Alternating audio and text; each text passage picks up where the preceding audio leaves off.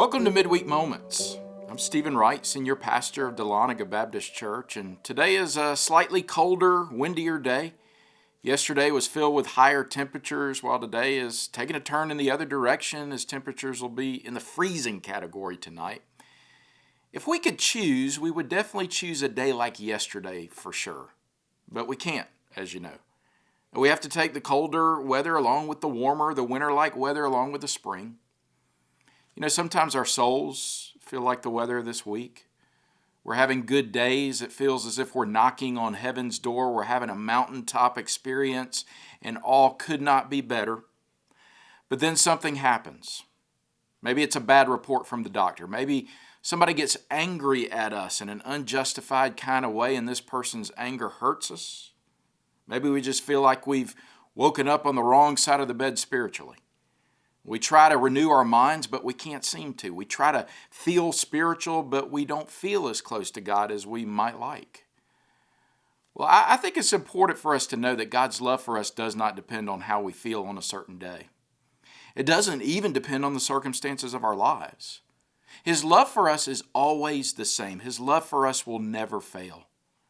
I think a lot of times Christians make the mistake of equating their spirituality with how they feel on a certain day when nothing could be further from the truth. Our feelings do not bring us closer to God. They do not bring us further away. Emotions, the way we feel, come and go, but God's steadfast love and commitment to us will never change, which is why our love for and steadfast commitment to Him should never change either. When life throws us curveballs, when people don't treat us the way we should be treated, when life provides us lemons, it doesn't mean that somehow we aren't where we need to be spiritually. Rather, we can always know that we are right where God wants us to be when we have a surrendered heart and are seeking to place Jesus first. As long as that is the case, we can trust that He is just as committed to leading us as we are to following Him. Our feelings or lack thereof can never change that. Mountaintop experiences are great. They are wonderful when God blesses us with them. And sometimes He indeed blesses us with prolonged seasons of life that can be likened to a mountaintop. Yet other times He leads us into and through the valley. Maybe we can't feel Him like we would want to in the valley. Maybe we can't sense His precise leadership the way we would prefer. But He's leading us just as much. There could be no doubt. He is just as close to us in the valley as He is when we're on the mountain. That great psalm, Psalm 23, says it this way: "The Lord is my shepherd, I lack nothing. He makes me lie down in green pastures. He leads me beside quiet waters. He refreshes my soul. He guides me along the right paths for His name's sake. Even though I walk through the darkest valley, I will fear no evil, for You are with me.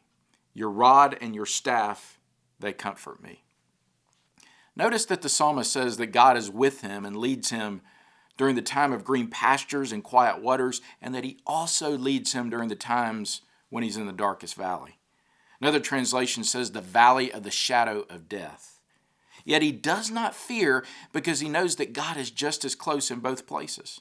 He knows that He is leading him, which is why he can choose the route of comfort instead of fear and anxiety. He may not be able to sense the presence of God like in the green pastures, but His presence is there, and he knows it. He chooses to believe it, which is why he writes the rest of the psalm. "You prepare a table before me in the presence of my enemies. You anoint my head with oil. My cup overflows. Surely Your goodness and love will follow me all the days of my life, and I will dwell in the house of the Lord forever." I don't know what you're going through this week, but whatever it is, you can know this: if you belong to Christ, God is there. If you are seeking Him first and foremost, He is just as close to you as He has ever been, whether you are on a mountain, a valley, or somewhere in between. Thanks for joining us for these midweek moments. May the knowledge of the Lord's presence ease all anxiety and take away all fear. God bless you.